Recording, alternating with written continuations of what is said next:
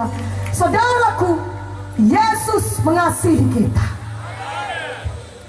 Firman Tuhan berkata dalam Roma 8, kalau anaknya yang tunggal pun diserahkannya kepada kita untuk mati menebus dosa kita, sehingga kita bisa masuk ke sorga, masakan ada yang ditahankan Tuhan lagi bagi kita? Tuhan mau hidup saudara berkelimpahan. Untuk itulah Yesus datang, saudaraku. Untuk itulah Dia mati bagi kita. Firman-Nya berkata, oleh pilur Yesus saudara sudah sembuh. Maka pada malam hari ini, dimanapun saudara berada, percaya firman Tuhan ini, maka saudara akan menerima kesembuhan saudara. Katakan amin. Setan itu jahat. Setan itu datang mencuri, membunuh, dan membinasakan. Yohanes 10 ayat 10 mengatakannya. Itulah pekerjaan setan, membuat saudara sakit. Dia curi damai saudara sehingga saudara stres. Dia curi uang saudara sehingga saudara miskin. Dan dia mau membunuh saudara, mau membinasakan saudara. Tapi puji Tuhan, malam ini saudara sudah mengaku Yesus sebagai juru selamat saudara.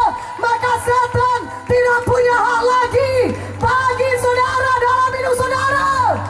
Katakan amin. Dan Tuhan sudah memberikan kuasa kepada kita menjadi anak-anaknya, menjadi anak Bapa di sorga. Wah, luar biasa. Kita sudah menjadi anak Bapa di sorga. Tentulah kita sangat diberkati. Katakan amin. Haleluya. Dan kita memiliki kuasa di dalam nama Yesus. Karena kita sudah menjadi anak Bapa di sorga. Karena itu mulai hari ini, pakai kuasa dalam nama Yesus. Usir setan dalam nama Yesus.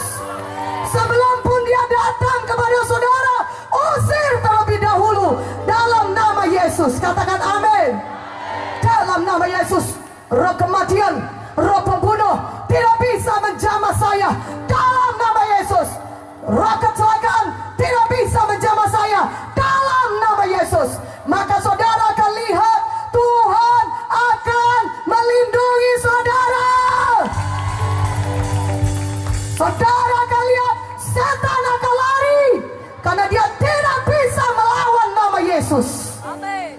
Firman Tuhan berkata, usir setan, lawan setan dalam nama Yesus, maka ia akan lari daripadamu. Pakai kuasa dalam nama Yesus. Amin.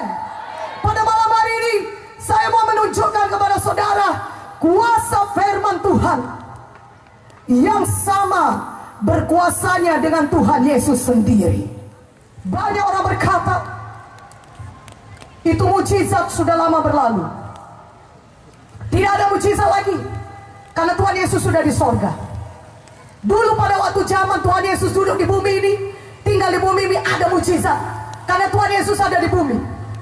Saya mau katakan kepada saudara, dulu ada mujizat, sekarang juga masih ada mujizat. Karena Yesus Kristus tetap sama, baik kemarin, hari ini, maupun selama-lamanya. Berikan kemuliaan bagi Tuhan Yesus. Lebih meriah, lebih meriah, lebih meriah. Haleluya. Yang rindu mujizat Tuhan, katakan amin. Katakan amin. Kuasa firman Tuhan masih ada sampai saat ini, karena Yesus Kristus tetap sama. Amin. Kalau dulu dia berjalan-jalan dengan tubuhnya di dunia ini, di bumi ini, selama 33,5 tahun, lebih lagi pada saat ini firman Tuhan bisa bekerja dan menyembuhkan saudara atau mengadakan mujizat dalam hidup saudara. Katakan amin. Haleluya. Walaupun Tuhan Yesus tidak ada dengan tubuhnya di bumi ini pada zaman sekarang ini, tapi ada kuasa firman Tuhan yang sama berkuasanya dengan Tuhan Yesus sendiri. Katakan amin dengan lebih kuat. Buka Alkitab kita dari Yohanes 4. Mari buka Alkitab saudara dari Yohanes 4. Saya bacakan kepada saudara mengenai kuasa firman Tuhan.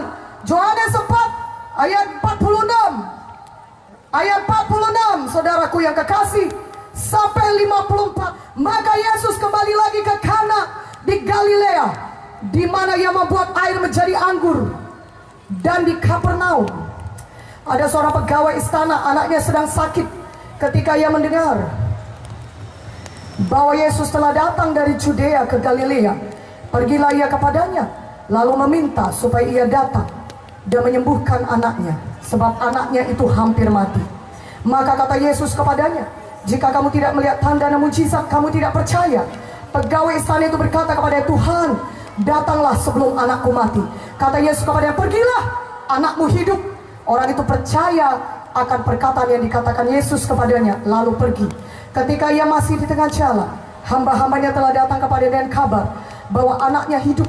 Ia bertanya kepada mereka, pukul berapa anak itu mulai sembuh? Jawab mereka, kemarin siang pukul 1, demamnya hilang.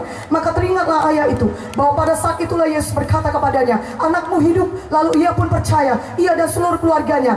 Dan itulah tanda kedua yang dibuat Yesus ketika ia pulang dari Judea ke Galilea. Saudaraku yang kekasih, Yesus kembali ke Kana. Dan di sana pegawai istana dari Kapernaum, saudara, dari daerah Kapernaum mendengar Yesus sudah ada di Kana. Dan pegawai istana ini anaknya sakit, anaknya hampir mati.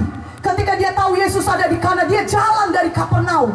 Dia jalan jauh, itu kira-kira 40 km sampai ke Kana. Saudaraku yang kekasih dalam nama Yesus, pegawai istana itu jalan demikian jauh menjumpai Yesus, berkata, Yesus, anakku sakit dan hampir mati, mari datang ke rumahku, sembuhkan dia.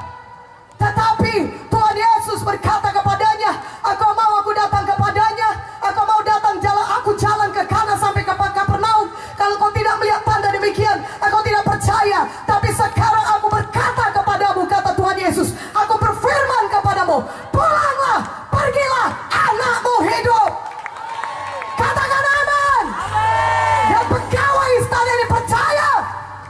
Dia harus pulang kembali ke rumahnya di Kapernaum. Tapi dia percaya, walaupun Yesus tidak datang ke rumahnya, tapi ada firman Tuhan. Tuhan mengucapkan firman-Nya, pulanglah, anakmu hidup.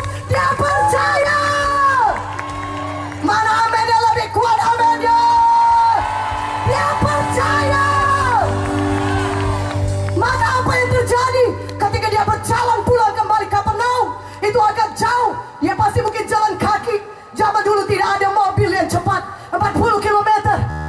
Dia pulang, dia ketika dia hampir sampai ke rumahnya, hamba-hambanya dari rumahnya datang kepadanya, Bapak, anakmu sudah sembuh. Dia bertanya, kapan anakku itu sembuh? Kira-kira jam 1 siang, demamnya hilang. Dan dia ingat ketika itulah Yesus menyampaikan firman-Nya, berkata, pergilah, anakmu hidup. Mana amennya? Yang mengerti katakan amin.